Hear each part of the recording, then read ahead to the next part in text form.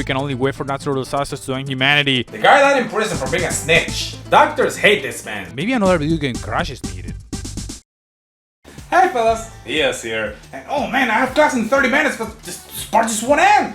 There's a guy above you, there's a guy above you. There's a guy below you, there's a guy below you. Hey man, it's the finals, aren't you coming? Nope. So you're about to finish the game. Guess again, bitch. Remember we complained that a game lasted less than 20 hours? Now we need 200 each. Gaming has definitely come a long way. Games only lasted like an hour, days if you were terrible. 5 minutes if you got blessed. I've mentioned it before, but that's why some games had to compensate by getting more difficult. But overall, when you check how much these games lasted, you could beat multiple in an afternoon if you knew what to do and who to kill. Anyhow, I still remember my first time trying the original Mega Man games on the NES a few years ago, and I knew how tough they were, but by grinding my teeth, I beat them all, and then went to the dentist to get them fixed. But I kept thinking how I would have been as a kid, but then I remembered, I did go through that with my first game in the series, Mega Man X. I couldn't beat the final boss as much as I tried, and I just gave up for years, and it's still considered one of my favorite games ever since. But what about the other side of the spectrum, where it wasn't about just making the game last as long as possible, but long enough to just last a family trip? The Game Boy, one of Nintendo's biggest success stories. It was mostly known as a replacement for the home consoles if you were going out with your parents, without your permission, and of course the first few games in the system followed the NES template. Super Mario Land lasted 20 minutes, so your parents better pray that there are any more traffic jams. Sure, the system had Tetris, which pretty much just lasts forever, so we had a competition, what lasted longer, the games or the batteries? But moving forward, they started making games longer and longer, more like to the Super Nintendo. We even got 3 whole Zelda games, and especially the Pokemon games, Red, Blue, and Letter Yellow. See, they were RPGs, so the batteries lose. It was great, you get to beat the whole story with your team, but it doesn't just end there, because you can trade and compete with your friends, try to complete the Pokédex, and do it again with the next generation. And then the one after that, and so on. Oh my god, Pokemon is the thief of RPGs! Breaking news, doctors hate this man, so much so that 1 out of 10 dentists recommend him. He's now on top of the Interpol's most wanted list. If you ever see this man, challenge him to a battle. Heads up, he loves dragons and barely grinds. No, what a coincidence, just gonna have 11 minutes left to breathe. So anyway, moving on. With improvement in technology, portable games started to become as long as on-console ones, and sometimes even longer. So from the GBA onwards, you play either console and not feel guilty about it. Especially with the SP and later the DS that didn't need batteries anymore. Oh, and what about the consoles? Yeah, it started to get ridiculous pretty much from the PS1 onwards. Yeah, the Super Nintendo had a bunch of RPGs, but you'd be done in between 20 or 30 hours. 40 for Final Fantasy VI, Jesus. But some games on the PS1 will take you like 50 or 60 hours to get through. And I mean, I love you man, but unless you're a kid, you don't have enough time to play through all this. In particular with a guide or a walkthrough. The pressure does take a lot out of your day. Oh, and speaking of getting screwed, fighting games. Sure, at first it was about playing with friends and having fun, but then shit got competitive, and not to just swallow the entire schedule just to perfect one combo. It also applies if you wanna master just one character, or even worse, learn how to control every single one. I gotta say, one of my favorite games to witness professionals just go at is Street Fighter 3. People still say that fighting games are yet to imitate its majesty. With the frame-perfect blocks, the comebacks, I mean, just, you gotta shown, bitch! And with the coming of the 7th generation of consoles, just about every genre wanted to be the next big thing. Emphasis in, hold up, that. And you know that these companies just look at a semi-finished product and say, wait, I know! Bam, Bob's your uncle. And I especially love those side quests that boil down to, oh, our government is falling apart due to the corruption, people are dying in the streets due to malnutrition, war is commonplace among the smaller communities, and the environment is past the point of recovering, and we can only wait for natural disasters to end humanity. But if you kill 5 pigs, oh! Not just RPGs, but also open world games want you to spend a whole month getting everything just to get the secret ending. At this point, I'd rather watch it on YouTube. And what's even worse than games with repeated missions just to inflate the playtime? Just 2 game modes. That should do it. Yeah, you knew I was going there. The shooters. And not just first-person shooters, but also third-person shooters, not-person shooters, and I mean, nothing against them. I love the Modern Warfare trilogy. The story mode. Personally, after I finished the games, I was done. I don't want to go back to the game online just to be told that everyone f*** my dad. And if you love it, hey, more power to you, but I don't land on that boat. I don't even enjoy online games that much now that I mention them. Oh god, online games. Hi kids, it's story time with Uncle Leo, so sit down, relax, and shut the f*** up! This is a story of a little kid just like you, a 20-year-old. And his name was... He was me! I played League of Legends for a few weeks and I was enjoying it. I even had a friend helping me learn the ropes. Then one day, I was in a normal match, 5v5. So these two guys were hammering on this other guy and apparently one guy steals the kill. I didn't see it, so I guess, whatever. Turns out, the other guy got so pissed, he logged out of the game. But he was sending private messages to the other team telling them where we were, so they would find us and kill us all. So of course, we lost, and I immediately uninstalled the game and never played it since. The end. The guy died in prison for being a snitch. And since then, I hate online games. But I love Final Fantasy XIV and Realm Reborn. It's really fun, beautiful, and it has a great story. It's just awesome. But man, not sitting 150 hours awesome. And then there's the so-called live service games. They are a topic in themselves, but a spoiler alert. To me, they feel like being on vacation with no money. And sadly, too many games have this mentality that being on live service is the way of the future. Just because 6 games are doing decent to good? Yeah, you probably made sure it's gonna make Ragnarok look like dirt, because God forbid people enjoy a single player game. I'm not throwing shit at these games. I am. I actually pop in and have fun from time to time, but that's the thing, from time to time, as in every few days or weeks. Not 24/7 like they expect us to, especially by losing our wallets and oh god. I just want my complete experience, maybe with some improvements and balancing every once in a while, beat up after a few days, and then move on with my life. Even with my favorite games of all time, if I only play one of them for months on end, it's just gonna get annoying. And looking at the side, and knowing that I have all these options waiting for me to have newer eye-opening experiences like, Final Fantasy IX again.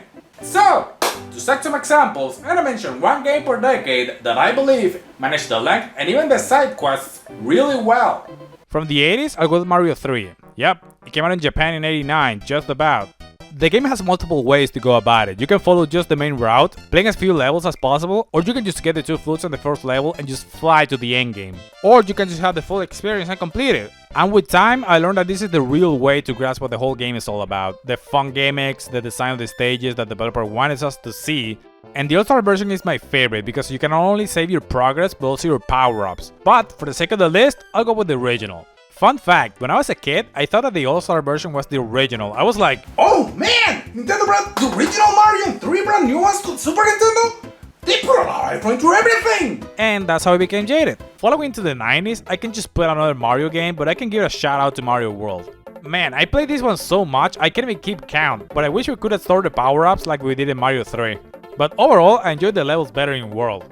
Anyway, my pick goes for Chrono Trigger. Yes, an RPG. Guess how long it takes to complete it?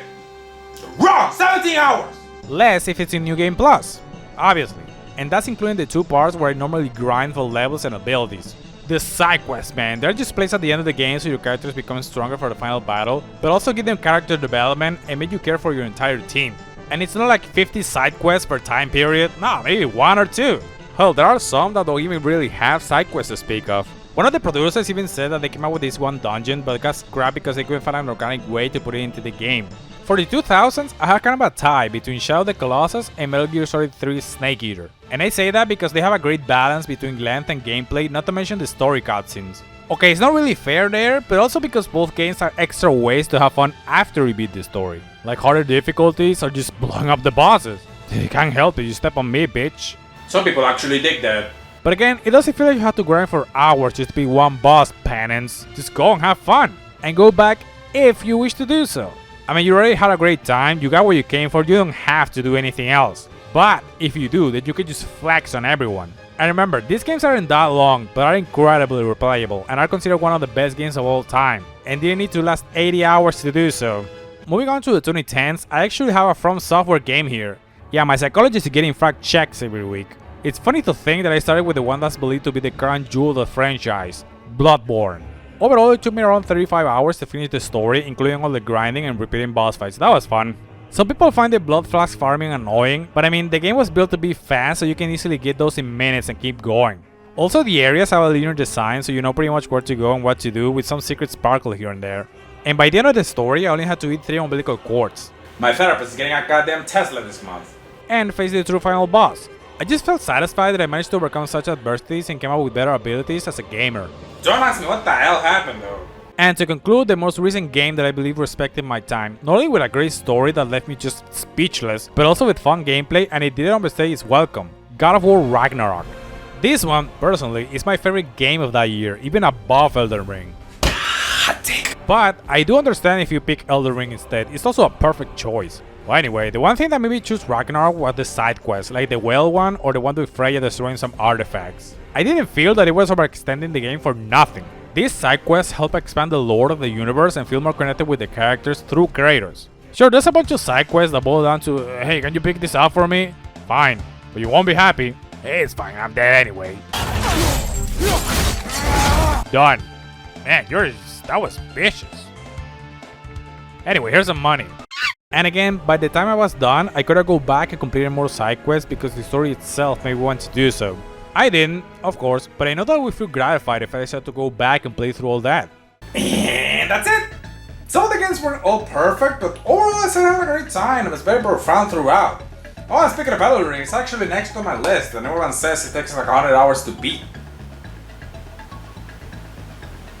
Oh, Persona 5 is next, damn it. That's the thing with large video games. Companies just want gamers to stick around as much as possible to make the purchase feel validated. And that's fair, but we have to find a balance between our personal lives, work, anxiety, and gaming. And with newer or bigger games coming out all the time, it's hard to enjoy everything if you have to rush through it. You won't end up getting anything out of it and just go, okay, next one. Load faster! I hope the day comes where game developers understand that, mostly for big AAA releases. But with the rate that things are going, it's hard to say. Maybe another video game crash is needed. So, what do I personally prefer? My RPGs are on 20 hours, 30 if they're AAA. Platformers, maybe 50 to 60 levels will be nice, each with their own gimmick and style so they're recognizable from each other. Action adventure, 10 hours, same for hack and slash. Full on open world games, 15 hours for the main story and whatever the hell for the extra sandbox thingamajig. Just make sure that if you're gonna make a story, create a game around it. Not make a bunch of shit and then come up with whatever story comes out of your ass. Normally, not good. And then past that as a plot. I want to feel something when playing the game, but make sure that the flame doesn't go out halfway through. Right! The map should be here by now.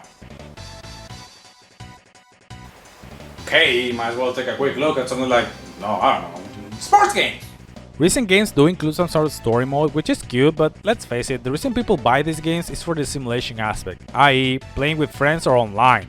Some games do set you up with players at the same level, but sometimes games are unbalanced and you can end up with anyone, so you can end up getting or someone up. That's what the points at the end of the match are for, to buy packs for players, get a better, stronger team, and try again. But ever since almost a decade, companies like EA, of course, added a financial part to this game mode, so you don't have to grind, just pay up front. And when the next game comes up, everything must start from scratch. Wait a minute. Grinding? Same level? Stronger team? And you don't have to spend that much money on Pokemon! Not much. So Pokemon is in the FIFA RPGs? FIFA is the FIFA of RPGs!